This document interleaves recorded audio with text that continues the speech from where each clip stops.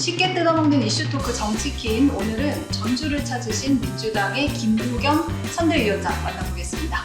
네, 어서 오세요. 네, 안녕하세요. 안녕하십니까.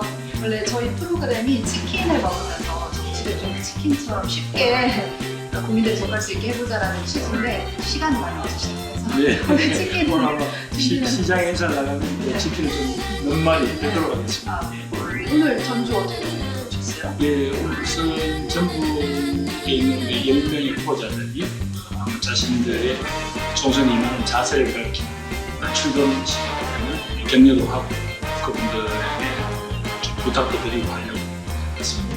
일단 가장 최근에 있었던 이슈가 그 서울 강북을 경선인데요. 조수진 후보가 승리하고 박용진 후보가 패했습니다. 근데 박용진 후보는 이제 앞서 정보를 찾아서도 이게 뭐 결국 박용진 찍어내기 위한 경선이다, 불공정 경선인 것을 좀 말을 했고 그런 지적들도 좀 있어요. 이게 결국 민주당의 어떤 선거에 도움이 되지 않을 수도 있다는 지적도 있는데 이 과정 좀 어떻게 보셨습니까? 뭐 이제 결과가 나왔으니까 네. 그 과정에서 사실은 이제 여러 가지 룰이 좀 불리했잖아요. 그걸 알고도 일단 경선에 참여하셔서 그 과정을 완성시켜 주신 박용진 의원한테는 감사하게 생각합니다. 또 이것이 아마 박용진이라는 한 정치인을 성숙시키고 또 성장시키는 그런 계기가 되라고 생각합니다. 이제 조수진 후보는 바로 이 어려운 과정을 거쳐서 본인이 후보가 되셨으니까 더 겸손한 자세로 박용진 후보의 지지자들을 껴안고 승리를 꼭 쟁취할 수 있도록 그렇게 노력해 주시기 바라는 거죠. 공천 과정에서 결국 이제 불거진 잡음이나 뭐 여러 의혹들 이런 것들이 이제 있었지 않습니까? 이제 후보가 다 결정이 되긴 했는데 이것들이 좀 향후 선거에 좀 안 좋은 영향을 미치지 않겠냐 이런. 근데 이제 아마 선거 국면이 들어가면 네. 이것보다는 더 압도적으로 우선 이번에는 이번 선거의 성격 자체가 지난 2년간 거의 국정을 파행 운영하다시피 한 윤석열 정부에 대한 어떤 심판해야 된다는 게 워낙 압도적이기 때문에 아마 우리 내부에 있었던 그런 잡음들은 어느 정도 가라앉을 거라고 생각이 됩니다. 오히려 그것보다는 국민들은 민주당을 통해서 심판 이후에 무슨 새로운 비전이랄까, 네. 이 국가는 어디로 갈 거라는 그런 미래에 대한 걸 제시하라고 요구할 것 같아요. 우리가 이제 그런 준비를 차분하게 하고 있습니다. 하고 있다. 이번 총선의 이제 결과에 대해서도 뭐 전문가들이나 각 당의 분석이 다 다르긴 한데요. 좀 전체적으로 어떻게 예측하세요? 처음 한 달 전에 이제 공천이 시작되고 또 2월 한 달 우리 많이 얻어맞았잖아요. 그 무렵에는 사실은 조금 우리가 힘들었는데 최근에 이제 조금 저쪽에서 뭐 이종석 대사 뭐 도피 사건이라고 할까요? 이런 것들이 발생하면서 정말 국정 운영을 이 친구들한테 계속 맡겨서는 안 됐구나라는 그런 위기감이 드신 것 같아요. 그래서 지금 제가 조금 수도권 지원을 나가보면 전체적으로 이제는 뭔가 좀 혼 좀 내야 되겠다는 분명히 정권 심판론에 대한 호응이 분명히 올라오고 있습니다. 그러나 아직까지 전체적인 판세를 판단하기 이릅니다. 아직도 한 3주 남았거든요. 네. 3주면 뭐 두세 번 더 이렇게 출렁거릴 거다. 다음은 이제는 해볼 만한 상황은 되었다. 그 정도 말씀드리고 싶습니다.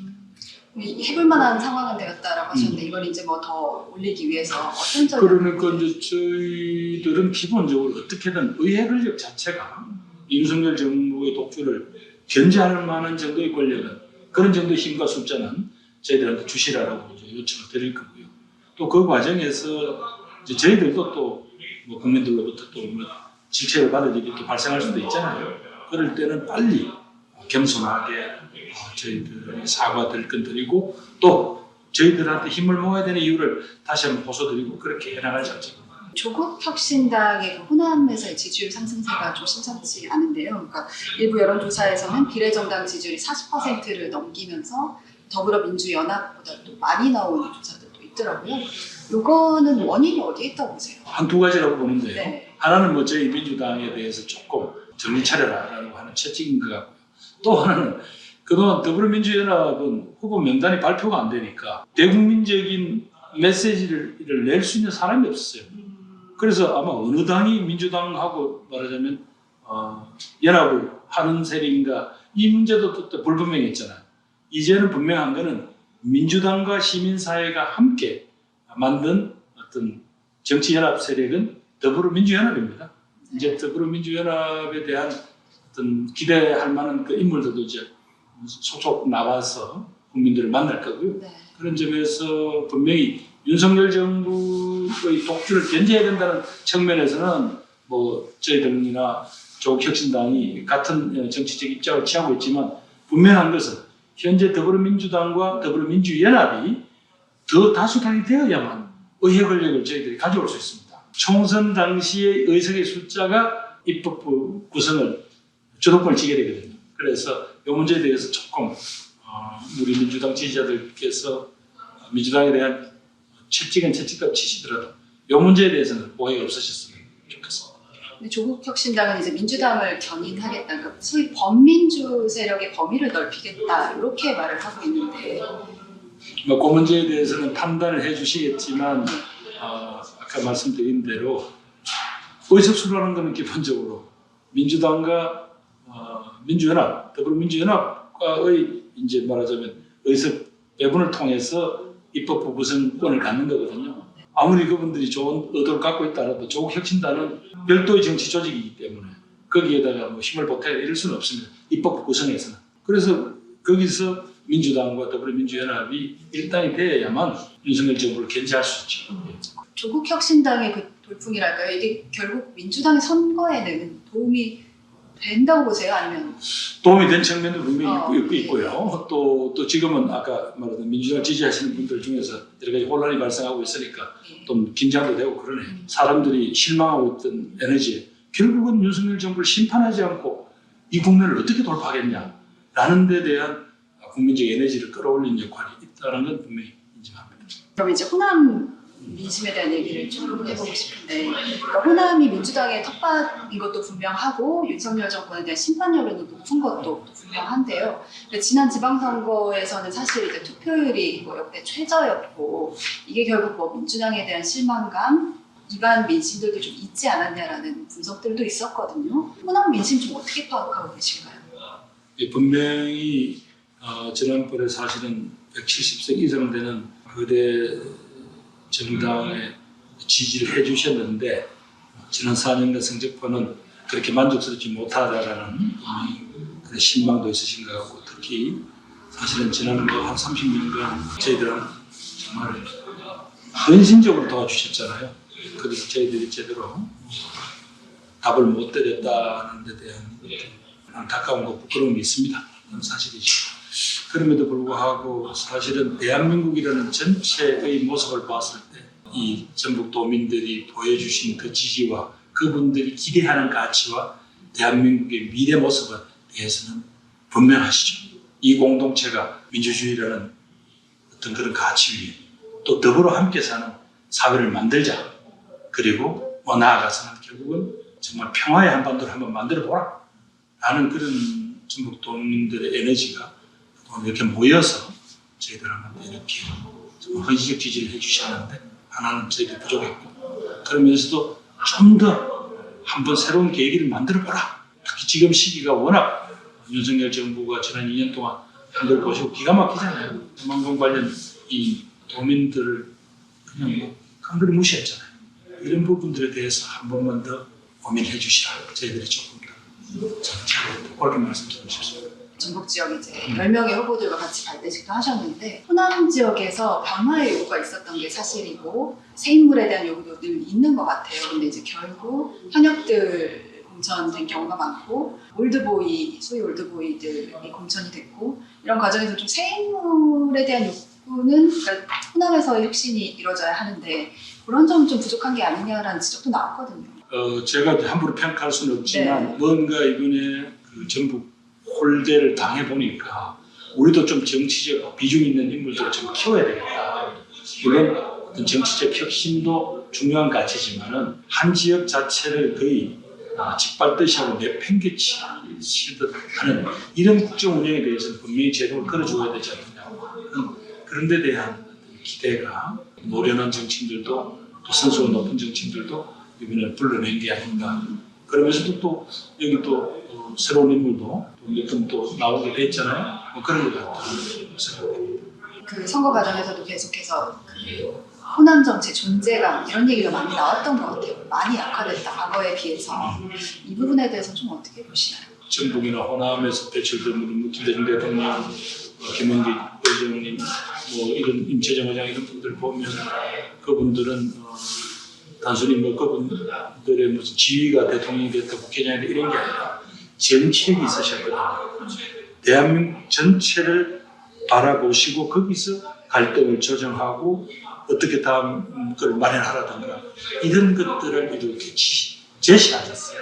그런 점에서 이제 그런 지혜와 용기가 있는 정치 지도자들에 대한 기대가 있을 겁니다. 앞으로 이번에 당선되신 의원들이 그런 사명, 헌신적으로 민주정치에 응원해주는 그 고마움을 이제 그렇게 보답해야 될 거다 이렇게 생각합니다. 이제 결국 민주당이 이제 전국에서도 많은 지지를 보냈는데 민주당도 이제 결국 수도권 정당, 뭐 의원의 수로도 그렇고요. 의제에서도 좀 지역 이슈에 좀 이렇게 박차를 가지 못하는 그런 그렇게 요 문제는 좀 아까도 네. 저기서 말씀드렸습니다만 근본적으로 아까 이야기한 국정 운영을 어떻게 할 거냐. 지방에서도 충분히 우리 국민들의 삶이 이어지고 거기서 어떤 인간으로서의 어떤 행복을 느낄 수 있는 그런 일자리와 먹거리와 이런 것들이 어우러지는 그런 공간을 만들어야 되는데 그러려면 지방 분권과 국토균형 발전이라는 이 철학이 계속 이어져야 합니다. 그런 점에서 우리는 노무현 정부 이래로 우리들의 어떤 존재의 이유를 가지고 국토의 미래 비전을 그렇게 가져왔던 거잖아요. 근데 이 정부 들어와서는 그냥 수도권 비대화에 대해서 아무 걱정이 없어요. 서울 근처에 붙어 있는 모든 지자체를 다 서울로 하겠다는데 극단적으로 이야기하면 대한민국 전체를 그럼 다 서울로 하면 될 거 아니에요. 그런데 그런 어떤 더불어 함께 살고 지속 가능한 대한민국에 대한 고민들이 이 정부는 없는 것 같아요. 그 점에서 저희가 더 저희들이 그런 철학을 가지고 있었음에도 지금 아직까지 기대에 못 미치는 지역 균형 발전 또 지역이 갖는 좀 자율성 이런 부분들을 전부 특별자치도가 이제 1월 달부터 출범했지 않습니까? 그래서 이번에 당선자들이 더 힘을 합쳐서 지역에서 지속 가능한 그런 어떤 삶이 이어질 수 있도록 최선을 다하겠습니다. 이제 위원장님께서는 과거에 이제 현지 대구에 출마해서 당선되셨던 그런 경험이 있으시잖아요. 근데 이제 민주당 선대위원장이시기 때문에 이런 질문에 의문일 줄은 모르겠습니다만 그 국민의힘 후보가 전국에서 당선이 돼야 된다고 보시나요? 선대위원장한테 제가 그런 질문하시면 너무 혹독하고요. 뭐 당락을 떠나서 그분들이 어려운 지역인데도 불구하고 자신들이 가지고 있는 비전이나 철학을 도민들한테 제시하고 그렇게 선거에 도전을 해온 것 자체는 높이 평가해야 된다고 보고요. 그런 점에서 아마 시도민들께서도 적절한 어떤 의사표시를 하지 않겠나 그렇게 봅니다. 전주 의뢰 또 이제 정은천 후보께서 나와 계시. 옛날에 그분하고 제가 바로 이제 이런 지역의 그런 정치 발전에 대해서 한번 텔레비 토론도 한 적이 있고 지역주의 타파나 이런 부분에 대해서 또 동의하시는 면이 있으시죠? 그러나 뭐 제가 선거대책위원장인데 저보고 그런 질문하시는 건 좀 혹독한데요. 네. 이제 국무총리 그 퇴임하시면서 사실 정계 은퇴를 하셨다가 네, 이번에 다시 이제 복귀를 하셨어요. 네. 이제 정치 활동을 좀 재개하시는 겁니까? 그것보다는 사실은 이번에 조금 지금 상황이 조금 나아졌다고는 하지만 제게 당에서 선대위에 합류해달라고 요청할 때는 조금 저희 당이 어려웠지 않습니까? 그때 고민을 많이 했는데 많은 당의 선배들께서 지금 윤석열 정부의 이 폭주를 막을 수 있는 길은 현재는 민주당이 다수당이 되는 길인데 자네의 힘을 조금이라도 보탤 수 있으면 보태야 한다는 그런 충고를 해주셨습니다. 그래서 제가 제 발언에 대해서 번복한 데 대해서 국민들한테 사과를 하고 그래서 제가 선대위에 합류를 하게 됐습니다. 그 마지막으로 이제 유권자분들께 꼭 하고 싶은 말씀 있으시면 해주실까요? 네, 전국에 계신 국민 여러분 그리고 전북 도민 여러분 고맙습니다. 그동안 민주당에 대한 여러분들의 헌신적이고 열렬한 지원 덕분에 여기까지 올 수 있었습니다. 그러나 그동안 민주당이 부족했고 여러 가지 지적도 많이 받았습니다. 그러나 지금은 이 윤석열 정부의 지난 2년간의 이 폭정과 폭주를 지금 중지시키지 않으면 심판하고 또 새로운 경제 세력을 저희들을 만들어주시지 않으면 지금 이 공동체 걱정입니다. 헌신적인 사람 속에서 국민민주당이 그동안 부족한 점에 대해서 다시 반성을 하고 확실한 국민과 함께하는 심판, 그 다음에 이 대한민국 행복에 대한 책임, 그리고 우리 아이들을 위한 미래를 준비하는 그런 민주당이 되겠습니다. 도와주십시오. 원각하게. 선거 끝날 때까지 있으시겠네요. 네. 오늘 말씀 감사합니다. 네, 감사합니다. 예.